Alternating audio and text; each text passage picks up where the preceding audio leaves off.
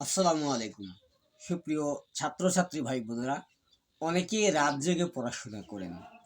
আসলে রাত জেগে পড়াশোনা করা কতটা স্বাস্থ্যকর, এটা করলে অর্থাৎ রাত জেগে পড়াশোনা করলে স্বাস্থ্যের জন্য কতটা এটা ক্ষতির প্রভাবও ফেলতে পারে, নাকি রাত জেগে পড়াশোনা করলে মেমোরি ভালো থাকে, মেমোরি স্ট্রং হয়, নাকি মেমোরি ডাউন হয়, এগুলো কিন্তু অনেক ভাববার বিষয় আছে, অনেক জানবার বিষয় আছে।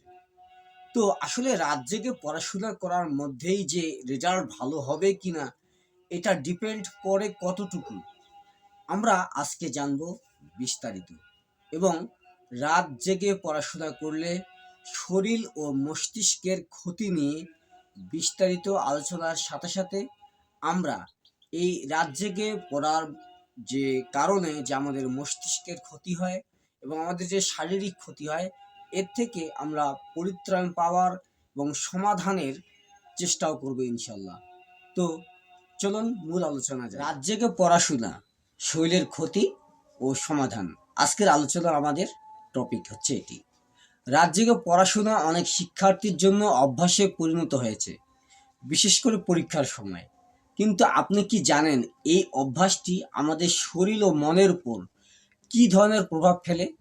আজকের ভিডিওতে আমরা জানব রাত জেগে পড়ার ক্ষতি কি এবং এর প্রতিকার কি হতে পারে।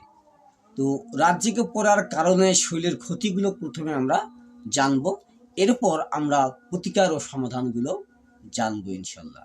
তো প্রথমে হচ্ছে ঘুমের অভাব। রাত জাগার ফলে শরীর পর্যাপ্ত কিন্তু বিশ্রাম পায় না। এতে মস্তিষ্ক ঠিক মতো কাজ করতে পারে না, মনোযোগ কমে যায় এবং স্মৃতিশক্তিও দুর্বল হতে থাকে। তাই আমাদের রাত জাগা যাবে না, ঘুমকে ঠিক রাখতে হবে।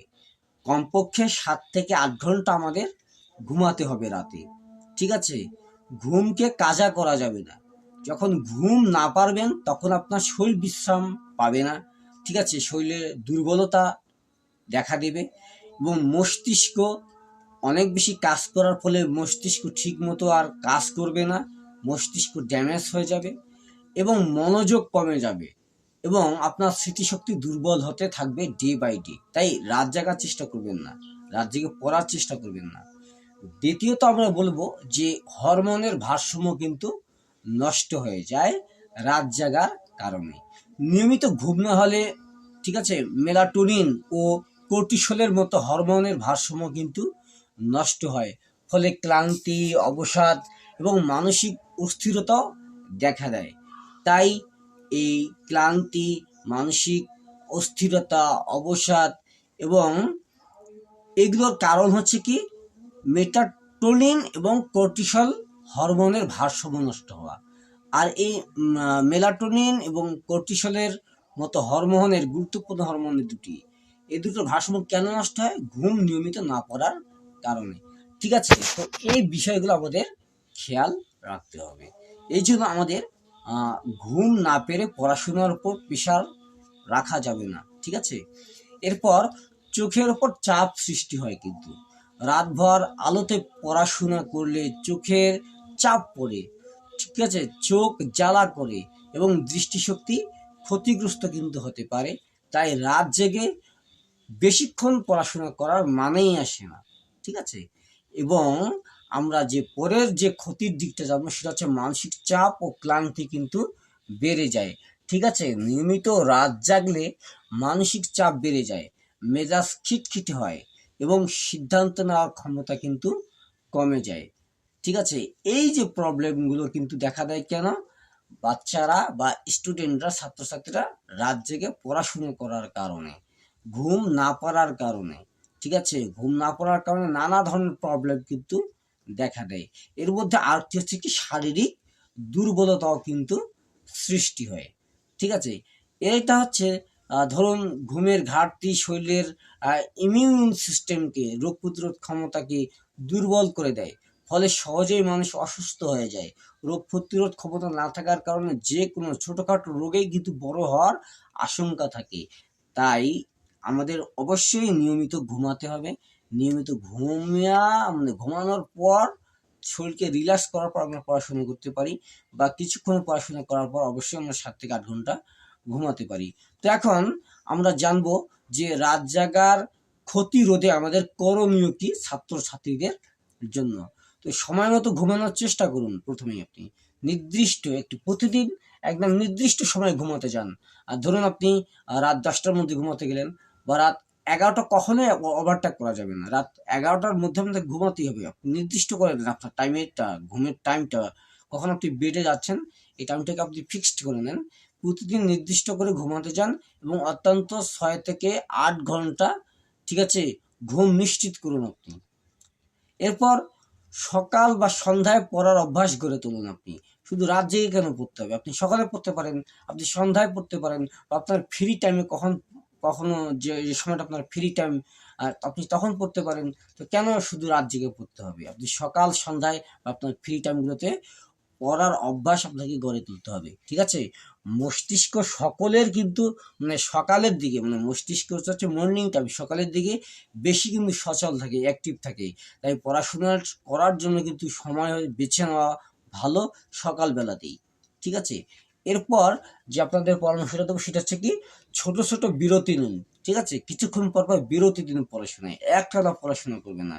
কিছুক্ষণ পর পর আপনি একটু করে বিরতি নিন, একটু করে হাঁটুন, চলাফেরা করুন, একটু বিশ্রাম নিন, হালকা নাস্তা করুন ইত্যাদি। তো পড়াশোনার মাঝে মাঝে 20 থেকে 30 মিনিট কিন্তু আপনি পরপর 5 মিনিট বিরতি নিন।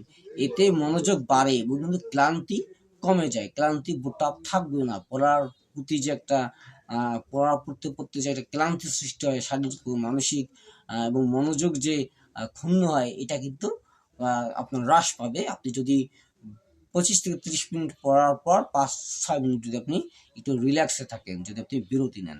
তো এরপর কি করতে হবে?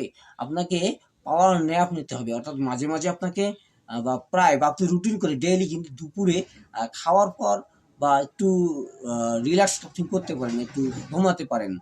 দুপুরে 15 থেকে 20 মিনিট ঘুম শরীরকে চাঙ্গা করে তোলে এবং এটা পড়াশোনার প্রতি কিন্তু মনোযোগ বাড়ায়, ঠিক আছে? এজন্য আপনাকে একটু ন্যাপ নিতে হবে, পাওয়ার ন্যাপ নিতে হবে। একটু দুপুরবেলা একটু ঘুমাতে হবে আপনাকে, ঠিক আছে? আপনি এটা করতে পারেন যে 15 থেকে 20 মিনিট আপনি ঘুমাতেই পারেন, বা আপনি একটু রিল্যাক্সের চোখ বন্ধ করে থাকতে পারেন। এরকম আপনি করতে পারেন।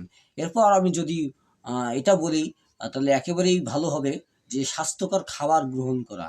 যেমন আপনি প্রাকৃতিক ভাবে যে খাবারগুলো আসে, যেমন বাদাম, ফল, দুধ ইত্যাদি খেলে কিন্তু মস্তিষ্ক সচল থাকে এবং শক্তি পাওয়া যায়, ঠিক আছে? এই জন্য কিন্তু আপনাকে এই স্বাস্থ্যকর খাবারগুলো খেতে হবে এবং আপনার চোখের যত্ন কিন্তু আপনাকে নিতে হবে, ঠিক আছে? চোখের যত্ন নিতে হবে। যেহেতু দীর্ঘক্ষণ বইয়ের বর্ণ বা বইয়ের লেখা দিকে তাকাতে হয়, আবার দেখা যায় যে দীর্ঘক্ষণ আলোতে থেকে পড়াশোনা করতে হয়। এজন্য আপনার চোখের কিন্তু যত্ন নিতে হবে। পড়ার সময় পর্যাপ্ত আলো ব্যবহার করুন এবং প্রতি 20 মিনিটে একবার দূরে তাকিয়ে চোখে বিশ্রাম দিতে হবে আপনার। সবসময় আলোর দিকে তাকানো যাবে না তো, সবসময় বইয়ের দিকে তাকানো যাবে না তো। কিছুক্ষণ পর পর অর্থাৎ 20-25 মিনিট পর পর আপনি একটু দূরের দিকে তাকিয়ে রিল্যাক্স করুন, চোখে বিশ্রাম দিতে হবে এভাবে, ঠিক আছে? তো রাত জেগে পড়া সাময়িকভাবে উপকার মনে হলেও কিন্তু দীর্ঘ আহ দীর্ঘমেয়াদে দীর্ঘক্ষণ তা কিন্তু শরীর ও মনের জন্য ক্ষতিকর হতে পারে। তাই সময় ব্যবস্থাপনা করতে হবে আপনাকে। সময়ের রুটিন তৈরি করতে হবে যে আপনি কতক্ষণ পড়বেন, কোন সময়ে পড়বেন, কোন সময় কোন সাবজেক্টটা পড়বেন ইত্যাদি। ঠিক আছে? স্বাস্থ্যকর জীবন যাপন এবং পর্যাপ্ত ঘুম নিশ্চিত করলেই কিন্তু সফলতা অর্জন করা সম্ভব। আপনি কি রাত জেগে পড়েন? হ্যাঁ, আপনার এই অভিজ্ঞতা নিচে কমেন্ট আপনি জানাতে কিন্তু ভুলবেন না। আসলে রাত জেগে পড়ার ফলে আপনার কোন কোন ধরনের সমস্যার সৃষ্টি হচ্ছে কিনা, বা কোন কোন সমস্যা আপনি ভুগতেছেন। ঠিক আছে?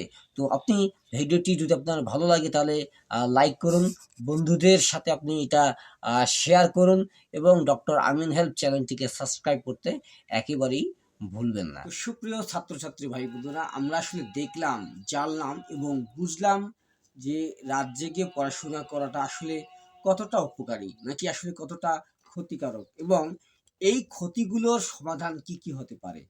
তো আশা করি আপনাদের বুঝে আসছে। আর আপনারা নিয়মিতভাবে এই চ্যানেলের ভিডিওগুলো দেখুন, এগুলো অনেক ইম্পর্টেন্ট এবং আপনাদের জন্যই আমি একটা প্লে লিস্ট রেখেছি, student health tip and tricks, যেটিতে আপনারা আপনার স্বাস্থ্য সম্পর্কিত অর্থাৎ স্টুডেন্টের ছাত্র সম্পর্কিত বিভিন্ন গুরুত্বপূর্ণ হেলথ টিপ অ্যান্ড ট্রিক্স আপনারা পেয়ে যাবেন। তো দেখা হচ্ছে পরের ভিডিওতে। সেই পর্যন্ত ভালো থাকুন, সুস্থ থাকুন, সুন্দর থাকুন।